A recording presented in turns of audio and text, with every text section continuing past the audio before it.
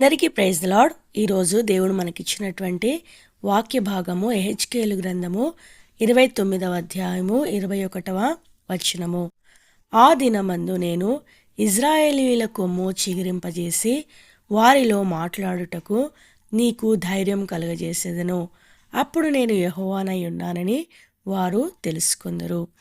ఈ యొక్క మాటలో మనకు వారిలో మాట్లాడుటకు నీకు ధైర్యము కలుగజేసేదను అనేటువంటి మాట ఈ దినం మనకు ఇవ్వబడుతూ వచ్చిందనమాట. ఈ యొక్క యెహెజ్కేలు గ్రంథంలో అనేకమైనటువంటి శ్రమలు, తర్వాత వారు చేసినటువంటి పాపమును బట్టి, వారి క్రియలను బట్టి వారికి ఫలము దయచేస్తాను అనేటువంటి మాటలు ఈ యెహెజ్కేలు గ్రంథంలో మనము చూస్తామన్నమాట. అంటే ఇజ్రాయేల్ ప్రజలు వారి జీవితంలో తిరుగుబాటు, హేయమైనటువంటి కార్యాలు, దేవుని మందిరంలోనే వారు ఎలాంటి నీచ కార్యములు చేస్తూ దేవునికి అయిష్టంగా జీవిస్తూ వచ్చారో వాటిని బట్టి దేవుడు వారికి తీర్పు తీర్చేటువంటి పరిస్థితి, ఇదంతా కూడా ఈ యొక్క యెహెజ్కేలు గ్రంథంలో మనము చూస్తామన్నమాట. అయితే అదంతా మనం ఇప్పుడు మాట్లాడటం లేదు. కానీ ఈ యొక్క 29వ అధ్యాయంలో మనకి 3 దేశాలు కనబడతాయన్నమాట. ఒకటేమో ఐగుప్తు దేశము, తర్వాత రెండవదేమో బబులోను దేశము, తర్వాత మూడవది తూరు పట్టణం అన్నమాట. ఈ 3 ప్రాంతాలు, ఈ 3 దేశాలు మనకి ఇక్కడ ఈ యొక్క అధ్యాయంలో కనబడతాయన్నమాట.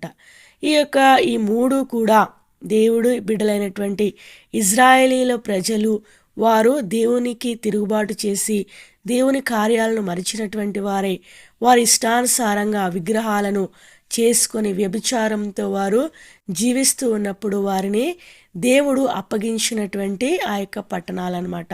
దేవుడు ఈ యొక్క దేశాలకు ఇజ్రాయేలీయుల ప్రజలను అప్పగించినట్లుగా చూడవచ్చు. ఆది కాండము, నిర్గమాకాండము, లేవియాకాండం ఈ యొక్క అధ్యాయాల్లో ఈ యొక్క ధర్మశాస్త్ర గ్రంథం అంతా చూసినట్లయితే ఇజ్రాయేలీయుల ప్రజలను వారి యొక్క దోషమును బట్టి, వారి యొక్క తిరుగుబాటును బట్టి దేవుడు ఐగుప్తుకి దాసులుగా అప్పగించినట్లుగా మనం అక్కడ చూస్తామన్నమాట. తర్వాత ఈ యొక్క దానియేలు గ్రంథము మనం చూసినట్లయితే నెబుకద్నెజరు అనేటువంటి బబులోను రాజుకు ఇజ్రాయేళ్ల ప్రజలను, యెరూషలేమును అప్పగించినట్లుగా దేవుని యొక్క వాక్యంలో మనము చూస్తామన్నమాట. అంటే ఈ యొక్క 2 పట్టణాలు ఏం చూపిస్తూ ఉంటున్నాయంటే దేవుడు మనకిచ్చేటువంటి తీర్పు, మన యొక్క అవిధేయతను బట్టి, మన యొక్క పాపమును బట్టి ఈ యొక్క దేశాలకు నేను వారిని అప్పగిస్తూ వచ్చాను, వారికి బానిసలుగా చేస్తూ వచ్చాను అనేటువంటి మాటలు ఈ యొక్క 2 దేశముల గురించి మనము అర్థము చేసుకొనవచ్చు అనమాట. అయితే పైన ఇవ్వబడినటువంటి అంశము మనకు ఈ దినమున అంశం కాదు. కానీ అక్కడ ఏమని రాయబడిందంటే ఈ యొక్క ఐగుప్తు దేశాన్ని బబులోని దేశానికి అప్పగిస్తూ ఉన్నట్లుగా దేవుడు పైన 29వ అధ్యాయము మనం వచనాలన్నీ చదివితే ఐగుప్తు దేశం మీదకి దేవుడు తన యొక్క విరోధమైనటువంటి ఆ యొక్క కత్తిని ఎత్తినట్లుగా మనము చూడవచ్చు అనమాట. ఐగుప్తును బబులోను దేశానికి అప్పగిస్తున్నాను అనేటువంటి మాటను కూడా అక్కడ ఈ యొక్క మాటలన్నిటిని బట్టి అర్థం చేసుకొనవచ్చు. అయితే సందర్భం ఏంటంటే ఈ యొక్క వచనంలో మనం చూసినట్లయితే ఈ యొక్క ఐగుప్తులైతేనేమి, తర్వాత బబులోను దేశమైతేనేమి, ఇజ్రాయేల్ ప్రజలు దాసులుగా వారు శిక్షింపబడటానికి దేవుడు ఏర్పాటు చేసుకున్నటువంటి దేశములు అని మనము చెప్పుకొనవచ్చు అనమాట. అయితే ఇక్కడ మనం చూసినట్లయితే ఈ యొక్క దేశాలకు వారు అప్పగించబడినటువంటి కారణం ఏంటంటే వారు యెరూషలేములో చేసినటువంటి హేయమైనటువంటి కార్యములు అనమాట. మనం చూసినట్లయితే యెహెజ్కేలు గ్రంథము 28వ అధ్యాయము 2వ వచనంలో చూసినట్లయితే ఒకసారి తూరు పట్టణం కూడా గర్వించినప్పుడు దేవుడు ఈ యొక్క తూరు దేశాన్ని కూడా, తూరు పట్టణమును కూడా ఈ యొక్క బబులోను దేశానికి అప్పగించినట్లుగా చూడవచ్చు అనమాట. తర్వాత ఈ యొక్క అధ్యాయంలో ఐగుప్తు దేశాన్ని కూడా బబులోను దేశానికి అప్పగిస్తాను అనేటువంటి మాటలు కూడా దేవుని యొక్క వాక్యంలో దేవుడు తెలియజేస్తూ ఉన్నాడు. అంటే ఈ యొక్క సందర్భాన్ని అంతటిని బట్టి మనకు అర్థమయ్యేది ఏంటంటే దేవుడు బిడ్డలైనటువంటి వారిని, దేవుని ప్రజలైనటువంటి వారిని దేవుడు వారు ఏదైనా తప్పు చేస్తే వారికి ఏం చేస్తాడు? శిక్షిస్తాడు, వారిని ఇతర దేశములకు దాసులుగా అప్పగిస్తాడు అనేటువంటి విషయాన్ని స్పష్టపరుస్తూ ఉంటున్నదన్నమాట. తర్వాత వారు ఆ దేశంలో ఉన్నటువంటి ఆ యొక్క దినములన్నీ కూడా వారి జీవితాలు ఎలా ఉంటాయంటే ఎండిపోయినటువంటి జీవితాలుగా ఉంటాయి. వారిలో ఏమాత్రం అనేది చిగురింపు అనేది ఉండదనమాట. ఫలించేటువంటి అనుభవం ఎంత మాత్రమును ఉండదు. యెహెజ్కేలు గ్రంథము 17వ అధ్యాయము 9వ వచనంలో మనం చూసినట్లయితే అక్కడ కొన్ని మాటలు మనకు కనబడతాయన్నమాట.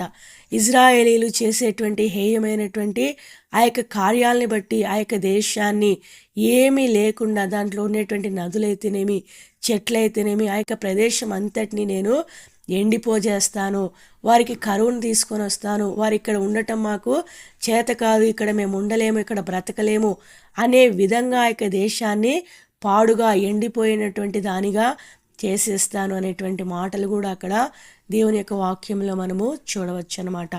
అంటే దేవుడు మనం చేసేటువంటి ప్రతి తప్పుకు మనల్ని శిక్షించేటువంటి వాడుగా ఉంటాడు. ఆనాడు ఇజ్రాయేల్ ప్రజల్ని ఆయా దేశాలకు అప్పగించి వారికి దాసులుగా అమ్మేసి వారిని అలాగున శిక్షించాడనమాట. అయితే ఈ దినాల్లో మనం కూడా మనం చేసేటువంటి హేయమైనటువంటి క్రియలు, దేవునికి అయిష్టమైనటువంటి క్రియల్ని బట్టి కూడా మనం కూడా శిక్షకు పాత్రులము, శిక్షను అనుభవించవలసినటువంటి వారమై ఉంటూ ఉన్నామన్నమాట. ఎందుకంటే ఆ యొక్క నిత్య శిక్ష నుండి మనల్ని తప్పించడానికి యేసు ప్రభు ఈ లోకానికి వచ్చాడు. కానీ మనము యేసు ప్రభుని ఎరిగిన తర్వాత కూడా మనం చేసేటువంటి ఆయా అయిష్టమైనటువంటి కార్యాలు, చెడు తలంపులు, చెడు మాటలు, చెడు అలవాట్లు, మనము జయించలేనటువంటి శోధనలు, వీటన్నిటిని బట్టి మనము మన జీవితాల్లో తప్పకుండా శిక్షను అనుభవించవలసినటువంటి వారమై ఉంటామన్నమాట. తర్వాత మన జీవితాలు ఎండిపోయినటువంటి జీవితాలుగా కూడా కనబడతాయి. ఎందుకంటే అవి మనం చేసుకున్నటువంటి తప్పులే, మనం చేసినటువంటి క్రియలే. మన క్రియలను బట్టి మనకేమవుతూ ఉంటుందంటే ఫలము అనుగ్రహించబడుతూ ఉంటుందన్నమాట, ఫలితం పొందుతూ ఉంటాము. కనుక మన యొక్క జీవితంలో పరిశుద్ధత అనేది చాలా ప్రాముఖ్యమైనది. దేవుని వెంబడించటం, దేవునితో కలిసి నడవటం, దేవుని యొక్క ఇష్టమైనటువంటి జీవితాన్ని దేవుని చిత్త ప్రకారం మనం జీవించటం అనేది ఎంతో ప్రాముఖ్యమైనటువంటి విషయం. ఈలాగున జీవించినటువంటి వారికి ఈ యొక్క ఎండిపోయినటువంటి బ్రతుకు అనేది ఎంత మాత్రమును దేవుడు అనుమతించడనమాట. అయితే మన యొక్క జీవితంలో అలాగున మనం జీవించక మనము ఇలా సొంత నిర్ణయాలు తీసుకుంటూ మన ఇష్టానుసారంగా మనము జీవించినటువంటి కారణాన్ని బట్టి మనం ఏం చేస్తూ ఉంటామంటే ఆయా శిక్షలకు లోనవుతూ ఉంటామన్నమాట. అప్పుడు మన జీవితం ఎండిపోయినట్లుగా, దేవుడు నన్ను మర్చిపోయాడేమో, దేవుడు నన్ను విడిచిపెట్టేశాడేమో అనేటువంటి ఆలోచన విధానం వచ్చే విధంగా మన జీవితాలు చేయబడతాయన్నమాట. ఎప్పుడైతే తిరిగి మనము దేవుని యొద్దకు వచ్చి నేను చేసినటువంటి యొక్క తప్పును బట్టి, మన ఎండిపోయినటువంటి ఆ యొక్క బ్రతుకును బట్టి దేవుని సన్నిధిలో మనం మొరపెట్టినప్పుడు దేవుడు ఏం చేస్తాడంటే వారి యొక్క కొమ్మును చిగురింపజేస్తాడు. ఆ యొక్క ఎండిపోయినటువంటి బ్రతుకును దేవుడు బాగు చేస్తాడు. నీ కొమ్ము అంటే నీ యొక్క జీవితాన్ని చిగురింపజేస్తాడు, తిరిగి సమకూరుస్తాడు, తిరిగి బాగు చేస్తాడు, తిరిగి నీ యొక్క స్థానాన్ని తిరిగి నీకు ఇచ్చేటువంటి వాడుగా ఉంటాడనమాట. నీ యొక్క అవిధేయతను బట్టి నీవు కోల్పోయినటువంటి ఆ యొక్క హెచ్చింపబడినటువంటి ఆ యొక్క స్థానాన్ని తిరిగి దేవుడు ఇవ్వాలి అంటే ఆయన యొద్దకు మనం రావాలి. తిరిగి ఆయన సన్నిధిలో మనల్ని మనము పడవేసుకోవాలి, ఆయన చేతిలోనికి రావాలి. నన్ను వాడుకో ప్రభువా, నన్ను క్షమించు, నన్ను సరిచేయి, నన్ను బాగు చేయి, నాకు ఈ శిక్ష చాలు, ఇంకా నేను నీ సన్నిధిలో లోబడతాను, నీకు తిరుగుబాటు చేయను, నేను హేయ క్రియలు చేయను, నేను వ్యభిచారం చేయను, ఒక వేశ్య వలె నేను ప్రవర్తించను అనేటువంటి పశ్చాత్తాపంతో నీవు దేవుని సన్నిధిలో మొరపెట్టి నీ యొక్క మూలుగును దేవుని సన్నిధికి చేరు విధంగా నీవు మూలిగినట్లయితే దేవుడు ఖచ్చితంగా నీ ప్రార్థన విని నిన్ను విడిపించి నీ కొమ్మును చిగిరింపజేసేటువంటి వాడుగా ఉంటాడనమాట. అప్పుడు మీకు ఒక ధైర్యం వస్తుంది. ఏం ధైర్యం వస్తుందంటే మీరు అన్యజనుల ఎదుట మీ యొక్క దేవుని గురించి మాట్లాడటానికి ధైర్యం వస్తుంది. నేను యెహోవానై ఉన్నానని వారందరూ తెలుసుకుంటారు. అంటే దేవుడు ఏమంటున్నాడంటే ఇన్ని రోజులు నీ ఎండిపోయిన బ్రతుకును బట్టి వారు నిన్ను హేళన చేశారు. అయ్యా యేసు ప్రభువు నమ్ముకున్నాడు, దేవుణ్ణి ఎరిగాడంట, చూడు వాడి బ్రతుకు ఎలా ఉందో, చూడు వాడి జీవితం ఎండిపోయింది, మాకు వాడికి పెద్ద తేడా లేదు, మేమే బాగున్నాం, వాళ్ళు ఎండిపోయి ఉంటున్నారు, వాళ్ళలో ఏ ఎదుగుదల లేదు అనేటువంటి మాటలు మీరు విని ఉంటారు. కారణం మీరు అనుభవిస్తూ ఉన్నటువంటి శిక్షను బట్టి. దేవుణ్ణి ఎరగటం అనేది చాలా సామాన్యమైనదే, కానీ దేవునిలో కొనసాగడం అనేది చాలా కష్టమైనదనమాట. దాన్ని ఎంతో బహు జాగ్రత్తతో మన యొక్క రక్షణను కొనసాగించుకుంటూ దేవుణ్ణి వెంబడించడం అనేది అంత సులువైనది కాదు. ఆయనేమో పరిశుద్ధుడు, మనమేమో అపరిశుద్ధులం. మాటి మాటికి మనకు లోకం ఆకర్షిస్తూ ఉంటుంది, పాపం ఆకర్షిస్తూ ఉంటుంది. తర్వాత మనము విడిచిపెట్టినటువంటి పాపం తిరిగి తొంగి చూస్తూ ఉంటుంది. ఇలాంటి పరిస్థితిలో వీటన్నిటి మీద విజయాన్ని పొందుకుంటూ, వాక్యాన్ని దినదినము చదువుకుంటూ, ప్రార్థనా జీవితంలో ఎక్కువ గడుపుతూ, మనము దేవుని యొక్క సహాయంను కోరుకుంటూ, దేవుని వెంబడిస్తూ ఉన్నప్పుడు మాత్రమే ఖచ్చితంగా మనము ఈ యొక్క ఎండిపోయే బ్రతుకు నుండి మనము బయటపడేటువంటి వారంగా, చిగురించేటువంటి అనుభవంలో ఉండేటువంటి వారంగా ఉంటామన్నమాట. అయితే దేవుడి దినాన నీ యొక్క ఎండిపోయిన బ్రతుకును తిరిగి చిగురింపచేయాలని కోరుతూ ఉంటూ ఉన్నాడు. నువ్వు ఏ అన్యజనుల మధ్య నువ్వు యేసు ప్రభువుని నమ్ముకున్నటువంటి కారణాన్ని బట్టి, నీ యొక్క ఎండిపోయిన బ్రతుకును బట్టి నీవు హేళన పాలు, అధైర్యంగా వారితో మాట్లాడలేనటువంటి పరిస్థితిలో నిలబడిపోయావో, అదే ప్రజల మధ్యలో నీవు ధైర్యంగా మాట్లాడటానికి దేవుడు ఈ దినమున ధైర్యాన్ని ఇవ్వబోతూ ఉంటున్నాడు.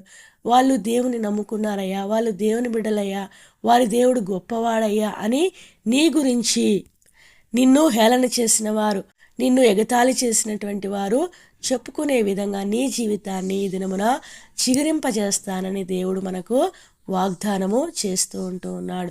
మన జీవితాల్లో మన యొక్క ఎండిపోయిన బ్రతుకుకు కారణం ఎరగాలి. ఒకవేళ ఆ యొక్క కారణం ఎరిగినప్పుడు తిరిగి ఆయన సన్నిధిలో మోకరించి పశ్చాత్తాపడాలి. తిరిగి ఆయన చిగురింపజేసినప్పుడు ఇతరులతో నీవు మాట్లాడటానికి ధైర్యాన్ని పొందుకోవాలి. అలాగున ప్రభు యొక్క నామము మన యొక్క జీవితాల ద్వారా గణపరచబడే విధంగా మన జీవితాల్ని మనము కట్టుకోవాలి అనేటువంటి విషయాన్ని దేవుడి దినాన మనకు తెలియజేస్తూ ఉంటున్నాడు. ఆ విధంగా నీవు నేను ఉండటానికి దేవుడు మనకు సహాయము చేయునుగాక. మరొకసారి మనకి ఇచ్చినటువంటి వాక్య భాగమును చదువుకుని ముగించుకుందాం. హెజ్కేలు గ్రంథము 29వ అధ్యాయము 21వ వచనం. ఆ దినమందు నేను ఇజ్రాయేళ్ల కొమ్ము చిగురింపజేసి వారిలో మాట్లాడటకు నీకు ధైర్యము కలగజేసేదను. అప్పుడు నేను యెహోవానై ఉన్నానని వారు తెలుసుకుందురు. దేవుడి కొన్ని మాటలను దీవించి ఆశీర్వదించునుగాక. ఆమేన్.